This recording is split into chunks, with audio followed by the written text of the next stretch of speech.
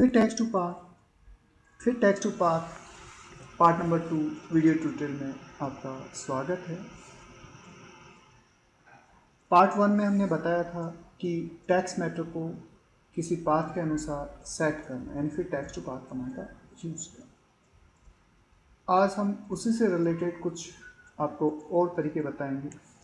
जैसे देखिए यहाँ पे लिखा हुआ Hindi font text on path. इस तरह से अगर आपको कोई मैटर बनाना है, ये तो बिल्कुल आपको बताया था कि सर्किल के अकॉर्डिंग आप मैटर को आप सेट कर सकते हैं फिर टेक्स्ट टू पाथ कमांड की तरह। अगर आपको इस तरह का कोई मैटर अगर डिजाइन करना है, इस तरह का मैटर बनाना है, तो उसकी आपको क्या करना है। देखिए,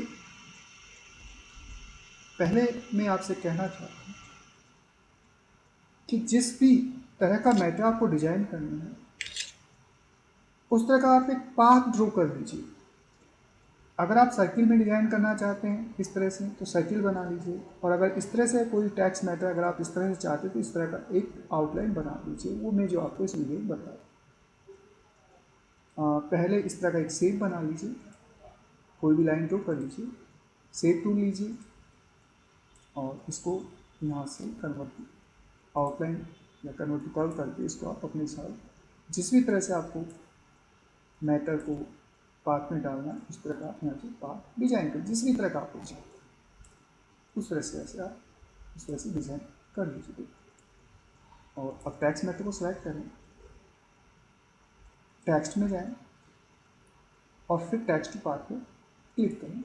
एरो बन के आ रहा है, तो उस एरो को जिस भी पाथ में आने जरूरी, इसमें जो भी आपने पाथ बनाया था, जो भी शेप बना रही थी, जिस भी शेप में आप उस मैटर को सेट करना चाहते हैं, उस शेप पे आपकी जो माउस पॉइंटर को लेके आए और उसको इस तरह से क्लिक कर दें।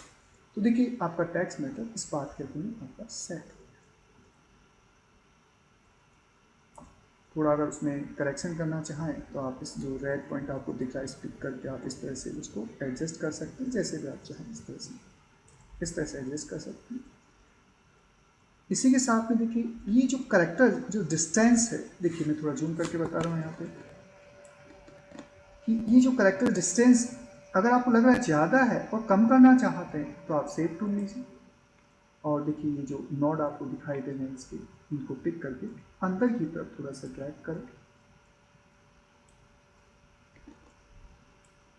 देखिए थोड़ा सा ज़्यादा हो गया इस तरह से। तो ये जो करेक्टर के बीच की दूरी है वो थोड़ा सा कंट्रोल हो जाता है इससे, इस तरह से एडजस्ट कर सकते हैं थोड़ा रोकने को अगर चाहते हैं, इस तरह से थोड़ा एडजस्ट कर सकते हैं।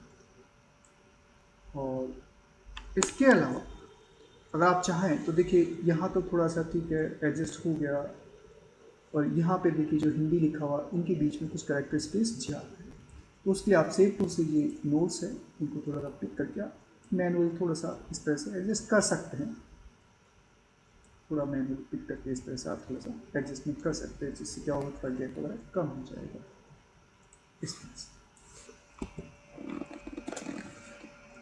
अब वो ये देखिए एक्चुअली अगर आप चाहते इस पाथ को डिलीट करना, तो मैंने पहले वाले ट्यूटोरियल में बताया था कि आप चाहते इस लाइन्स यानी इस पाथ को डिलीट करना चाहते हैं, तो एक बार सेलेक्ट करें सिंपल से। तो इसमें देखिए टेक्स्ट मेथड और जो आपका पाथ दोनों सेलेक्ट हुआ। अब आप चाहते हैं पाथ को रिमूव करना, तो पाथ को एक बार और क्लिक करिए और डिलीट कर दीजिए, तो ये आपका पाथ डिलीट हो जाएगा इस तरह से।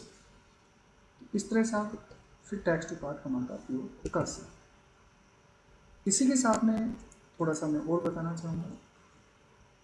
टेक्स्ट में आपका फिर टेक्स्ट टू कमांड हम प्रयोग करते हैं किसी भी टेक्स्ट मैटर को पाथ में डालने के लिए। जैसे कोई भी अगर आप मैटर लिखते हैं, जैसे कि आपकी रिक्वायरमेंट है, जैसे मैं थोड़ा सा मैटर पाथ में लेकिन बना लेता हूँ इसी का, और मैं इसको किसी पाथ में डाल के आपको बताऊँगा कि हम इसको कैसे पाथ वगैरह में डाल सकते हैं। जैसे ये मान लो कि एक मैटर आपके सामने है और आप चाहते हैं इसको सर्किल से मैटर को सेट करना, तो ये तरीका था कि एक्चुअली ठीक है आप टेक्स्ट मैटर को सेलेक्ट करें, टेक्स्ट में जाएँ और फिर इस पर क्लिक करें और फिर जिस पाथ में डालना चाहिए उस पर क्लिक करें। एक डायरेक्टली क्या है कि टैक्स मेथड को सेलेक्ट करें और जिस पाथ में डालना चाहते हैं उसको भी शिफ्ट के साथ आप सेलेक्ट कर लें इस तरह से, यानी दोनों ऑब्जेक्ट को सेलेक्ट कर लें कि आपका पाथ ऑब्जेक्ट और टैक्स ऑब्जेक्ट दोनों को सेलेक्ट कर लें।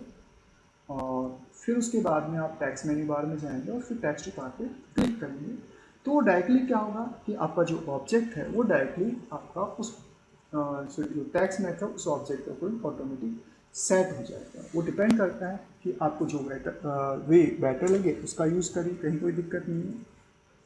आपको समझ में आना चाहिए। एक ही काम को करने के दो तीन तीन वेज होते हैं, जिसमें चाहे वैसा हम यूज़ कर सकते हैं। तो देखिए वही आपका देखिए टैक्स मेन्यू है, टैक्स मेन्यू में जा रहे हैं और एक्चुअली इस पर क्लिक करें फिर टैक्स टू पाथ पे, तो देखिए ऑटोमेटिक जो आपका टैक्स मेथड है ऑटोमेटिक पाथ पे कोई सेट हो गया। और फिर वो आपके मैंने पिछले वाले ट्यूटोरियल पार्ट 1 में आपको ये बताया था इनका यूज़ कर सकते हैं जिससे आपका डिस्टेंस वगैरह इस तरह से कंट्रोल कर सकते हैं। और उसका पास से दूरी कितना चाहिए ये सारा आप यहाँ से कंट्रोल कर सकते हैं इस तरह से। इसी के साथ मैं आपसे कुछ और बताना चाहूँगा कि आप चाहते हैं हिंदी फ़ॉन्ट टैग्स ओपन इस तरह से लिखना, नीचे की साइड में लिखना चाहते हैं इस तरह से नीचे की तरफ। तो देखिए मैं थोड़ा सा यहाँ पे देखिए अगर मैं पिक करके अगर थोड़ा सा ये ड्रैग करता हूँ तो ये पोजीशन इस तरह से बनता है एक्चुअली। ठीक है, ये इधर से स्टार्ट हो रहा है और हमें इधर से नहीं, ये राइट हैंड से स्टार्ट हो रहा है, upper right hand left side से स्टार्ट होना चाहिए। तो यहाँ पे कुछ मिरर ऑप्शन है, हम उसका प्रयोग करेंगे।